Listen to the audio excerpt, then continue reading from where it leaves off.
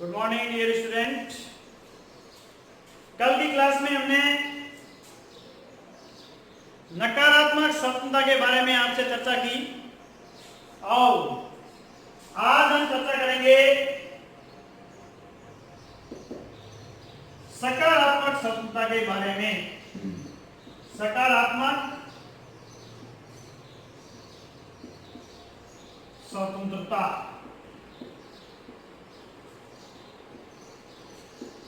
प्यारे विद्यार्थियों, भारत में किस प्रकार की स्वतंत्रता है? सकारात्मक स्वतंत्रता है। सकारात्मक स्वतंत्रता का वर्तमान में लोकतांत्रिक देशों में होना आवश्यक है और समाजवादी लोकतांत्रिक देशों के अंदर सकारात्मक स्वतंत्रता देखने को मिलती है और उदारवादी पूंजीवादी देशों के अंदर विद्यार्थियों हमें नकारात्मक स्वतंत्रता देखने को मिलती है। तो अगर चर्चा करें विद्यार्थियों सकारात्मक स्वतंत्रता का अर्थ, सकारात्मक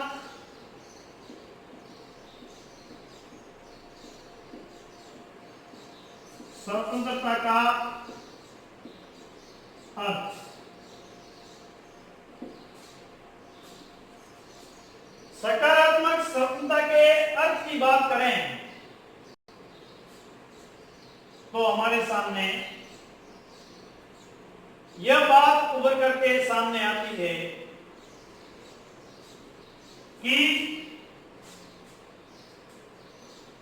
व्यक्ति के विकास के लिए, व्यक्ति के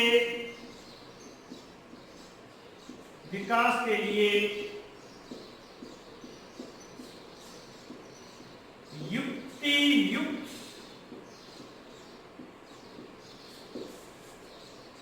बंधनों का होना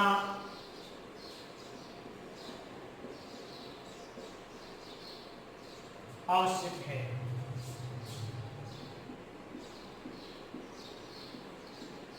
प्यारे विद्यार्थियों, अगर व्यक्ति का चौमुखी विकास हम चाहते हैं, समाज का विकास चाहते हैं, तो उसके ऊपर युक्ति युक्त बंधनों का होना आवश्यक है। युक्ति युक्त बंधन,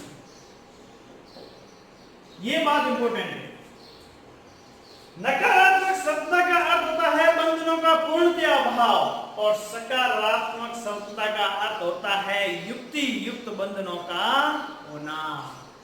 प्यारे विद्यार्थियों, जब व्यक्ति के ऊपर किसी प्रकार का बंधन नहीं होगा, उन्हें खुला छोड़ दिया जाएगा, तो फिर वही अराजकता की स्थिति आ जाएगी। जिस अराजकता की स्थिति से छुटकारा पाने के लिए व्यक्तियों ने मिलकर के क्या बनाया? राज्य बनाया।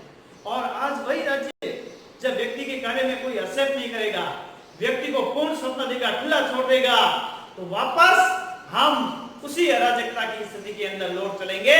जिस अराजकता की स्थिति के लिए, जिस अराजकता की स्थिति से छुटकारा पाने के लिए हमने क्या बनाया? राज्य बनाया। जैसा कि सामाजिक समझौते के सिद्धांत में हॉब्स ने भी कहा था। तो ये सामाजिक समझौते के सिद्धांतों में रूसो ने जो बातें बताई, उनके आधार पर अगर हम कहें तो जिन अराजकता से छुटकारा पाने के लिए व्यक्ति राज्य बनाता है, तो फिर जो राज्य कोई काम का नहीं होगा, जिसके पास में कोई अधिकार नहीं होंगे, तो फिर वो राज्य क्या हो जाएगा? समाप्त हो जाएगा। तो समाप्त प्राय राज्य का होना, तो राज्य बनाया ही क्यों? पहली बात तो ये। दूसरी बात, जब अराजकता की स्थिति हो जाएगी वापस, तो फिर वही जंगल राज स्थापित हो जाएगा। जिसकी लाठी उसकी भैंस, वही वापस अराजकता की स्थिति उत्पन्न हो जाएगी। इसलिए विद्यार्थियों, व्यक्ति का विकास चाहते हैं, चौमुखी विकास चाहते हैं, तो उनके लिए युक्ति युक्त बंधनों का होना जरूरी है। और जैसा कि स्पेंसर ने भी कहा, स्पेंसर ने कहा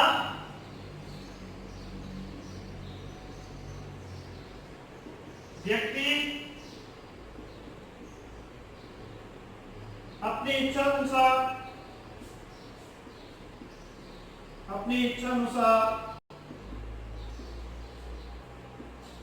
कार्य करने के लिए स्वतंत्र है,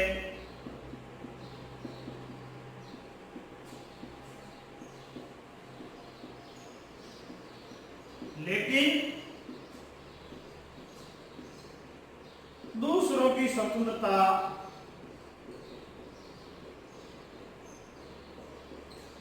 बाधित नहीं होनी चाहिए। दूसरों की स्वतंत्रता बाधित नहीं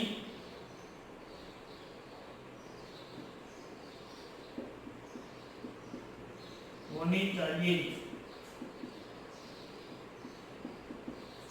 अब स्पेंसर व्यक्ति अपनी इच्छा अनुसार कार्य करने के लिए स्वतंत्र है, लेकिन दूसरों की स्वतंत्रता विद्यार्थियों बाधित नहीं होनी चाहिए। आप स्वतंत्र है, कोई आपको कार्य करने से नहीं रोक रहा है, आप निजी मामलों में पूर्णतः स्वतंत्र है, लेकिन आपकी स्वतंत्रता तब तक है जब आपके द्वारा किए गए कार्य से दूसरों की स्वतंत्रता बाधित नहीं हो। अगर दूसरों की स्वतंत्रता बाधित होती है विद्यार्थियों, तो आपकी स्वतंत्रता के ऊपर प्रतिबंध लगाए जा सकते हैं। वो प्रतिबंध कैसे होंगे? युक्ति युक्त होंगे। जैसा कि पेन ने भी कहा कि स्वतंत्रता उन बातों को करने का अधिकार है जो दूसरों के अधिकारों के विरुद्ध नहीं हो। स्वतंत्रता उन बातों को करने का अधिकार है, स्वतंत्रता उन बातों को करने का अधिकार है, उन बातों को करने का अधिकार है जो दूसरों के विरुद्ध नहीं हो, जो दूसरों के विरुद्ध नहीं। थॉमस पेन अमेरिका की क्रांति के अंदर महत्वपूर्ण भूमिका निभाने वाले विद्वान, जिनकी लेखनी ने अमेरिका के लोगों के अंदर राष्ट्र प्रेम की भावना भर दी। उन्होंने कहा कि स्वतंत्रता उन बातों को करने का अधिकार है जो दूसरों के विरुद्ध नहीं। हाँ, आप बेशक कार्य कर सकते हैं जो आप सही समझते हो, कानून के अंतर्गत हो, अपने हितों के लिए हो, लेकिन आप ऐसे कार्य करते समय दूसरों की स्वतंत्रता को नुकसान नहीं पहुंचा सकते। इस बात का आपको विशेष ध्यान रखना पड़ेगा। यानी अगर आप दूसरों की स्वतंत्रता बाधित कर रहे हो तो ऐसे कार्य करने के लिए आपको कोई अधिकार नहीं है। ये बात है विद्यार्थियों, पेन ने जो बात बताई कि स्वतंत्रता उन बातों को करने का अधिकार है जो दूसरों के विरुद्ध नहीं है। अगर दूसरों के विरुद्ध कोई बात है तो उनको हम नहीं कर सकते। और जैसा कि गांधी जी ने भी कहा कि स्वतंत्रता नियंत्रण का अभाव नहीं है, बल्कि व्यक्तित्व विकास की अवस्था है। गांधी जी ने कहा, महात्मा गांधी, स्वतंत्रता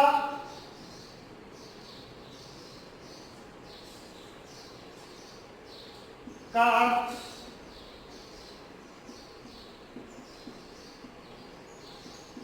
नियंत्रण का अभाव नहीं है,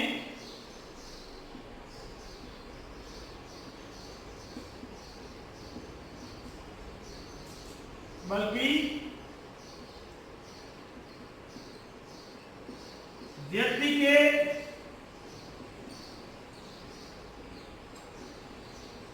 व्यक्तित्व विकास की अवस्था है। व्यक्तित्व विकास की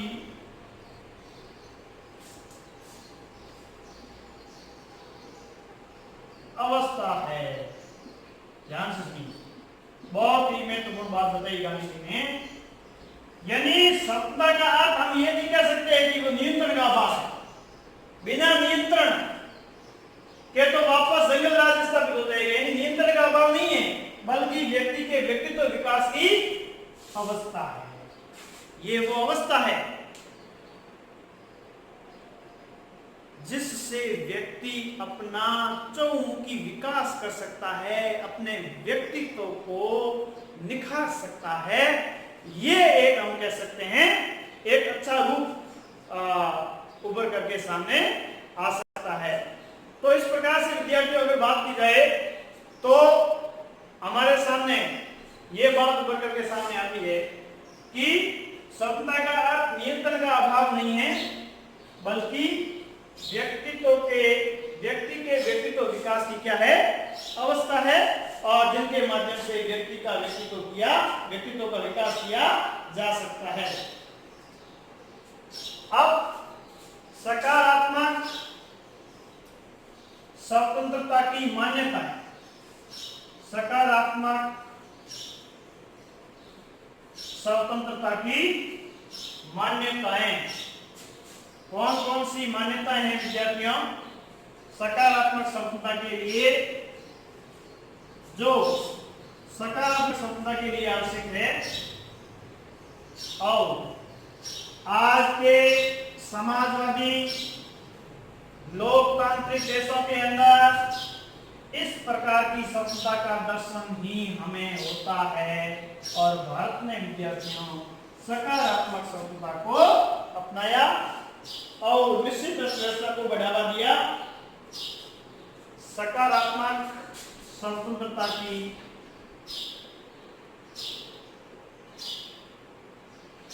मान्यता,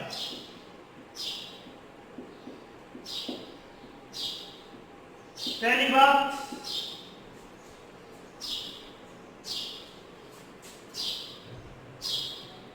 व्यक्ति के विकास के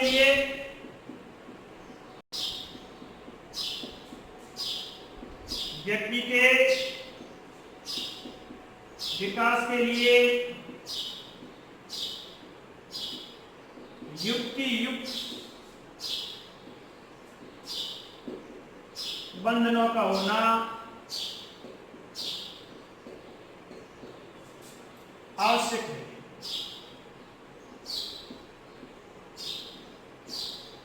बहुत ही महत्वपूर्ण बात बताइए कि हम कह रहे हैं कि बंधनों का अभाव ही स्वतंत्रता है, लेकिन उन बंधनों का हम पूर्णतया अभाव नहीं होना चाहिए। यानी अगर व्यक्ति के विकास के लिए हम अगर दृष्टिकोण अपनाना चाहते हैं तो उनके लिए युक्ति युक्त बंधनों का होना बहुत ही आवश्यक है। बिना बंधनों के विद्यार्थियों एक अराजकता की स्थिति उत्पन्न हो जाएगी, क्योंकि समाज और व्यक्ति एक दूसरे के पूर्व, एक दूसरे के पूर्व। जब हम युक्ति युक्त बंधन लगाएंगे और ये देखेंगे कि समाज में सभी का कल्याण हो, तो समाज कल्याण की बात करेंगे, समाज के हित में सोचेंगे, तो व्यक्ति का हित समाज के हित में निहित है। यानी व्यक्ति और समाज एक दूसरे के पूरक हैं, एक दूसरे के विरोधी नहीं है। और स्वतंत्रता का सही स्वरूप, स्वतंत्रता का सही स्वरूप राज्य के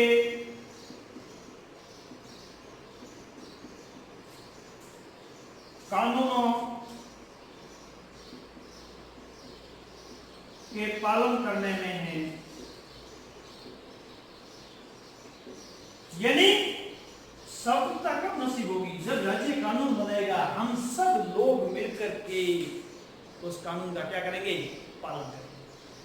जैसे मैं आपको उदाहरण दिया, जैसे हमारे संविधान के अंदर आर्टिकल 17 के अंदर अस्पृश्यता का अंत प्रावधान कर दिया। अब अस्पृश्यता का अंत प्रावधान करने से सिर्फ दार्शनिक व्याख्या करने से कुछ नहीं होगा, उसके लिए क्या बनाना पड़ेगा? कानून बनाना पड़ेगा। जब तक हम कानून बनाने की छूट नहीं देंगे, तो जब सरकारें कानून नहीं बनाएगी, जब सरकारें कानून नहीं बनाएगी तो ऐसी स्थिति के अंदर विद्यार्थियों, जब बिना कानून के कितनी भी अच्छी अच्छी बातों का समावेश हमारे संविधान में क्यों नहीं हो, उनका पालन नहीं हो सकता। इसलिए अस्पृश्यता निवारण अधिनियम बनाया। तो जब अस्पृश्यता निवारण अधिनियम बनाया तो उनको जो संविधान में व्यवस्था है उनको अमली जामा पहनाया जा सकता है। सपना के बहुत से प्रावधान है, लेकिन जब तक कानून नहीं बनेंगे तब तक समता का सही स्वरूप सामने नहीं आ सकता। आज हमारे संविधान के अंदर आर्टिकल 19 के अंदर 6 प्रकार की स्वतंत्रता को देगी। पहले 7 प्रकार की, फिर संपत्ति के अधिकार को हटा दिया। तो ये 6 प्रकार की सत्ता समय समय पर जब सरकार कानून बनाएगी, उनको इम्प्लीमेंट करेगी तब, नहीं तो कई ऐसे संविधान में प्रावधान तो कर दिए लेकिन आज तक उसका कोई उपयोग ही नहीं हुआ। तो ऐसा भी होना चाहिए कि स्वतंत्रता का सही स्वरूप विद्यार्थियों राज्य के कानूनों के पालन करने में ही निहित है। राज्य के कानूनों का पालन करेंगे तो उसमें ही विद्यार्थियों सही स्वतंत्रता निहित है। और अगर बात की जाए राजनीतिक या नागरिक स्वतंत्रता का आर्थिक स्वतंत्रता के बिना निरर्थक है। राजनीतिक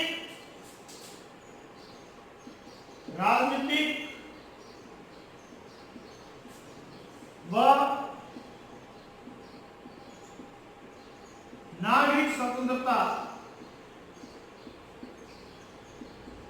आर्थिक स्वतंत्रता के बिना निरर्थक है। आर्थिक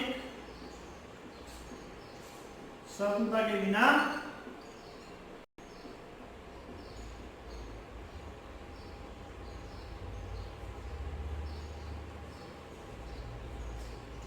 निरर्थक है या आर्थिक स्वतंत्रता के बिना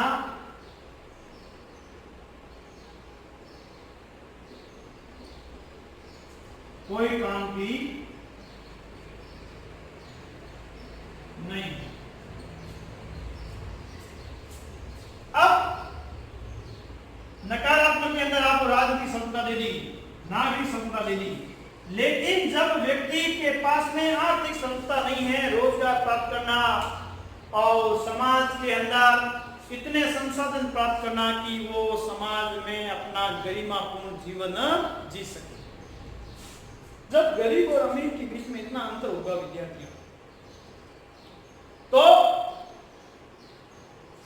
आज बात की जाए विद्यार्थियों तो देश के 10 लोगों के पास में जितनी संपत्ति है, टॉप जिसे 10 की बात करें, 20 की बात करें, तो 20 लोगों की संपत्ति को टोटल किया जाए और इधर 20 करोड़ गरीब लोगों की संपत्ति को अगर प्लस कर दिया जाए तो भी वो 20 लोग आगे रहेंगे। जब इतना अंतर है तो देश का विकास या समाज का विकास संभव नहीं है।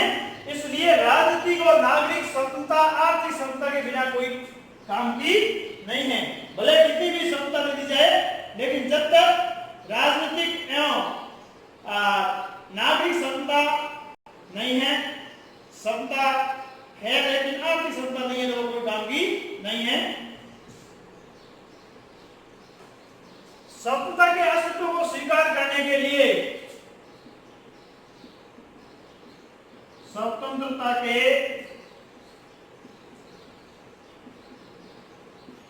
अस्तित्व को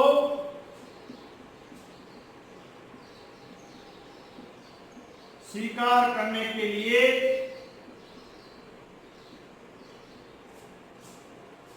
दूसरों की स्वतंत्रता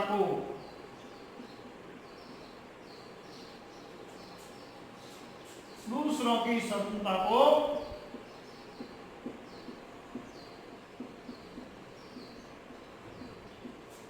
मान्यता देना आवश्यक है। मान्यता देना आवश्यक, यानी आप स्वतंत्रता के अस्तित्व को स्वीकार करते हैं तो जैसी स्वतंत्रता आप चाहते हैं वैसी स्वतंत्रता दूसरे नागरिकों को भी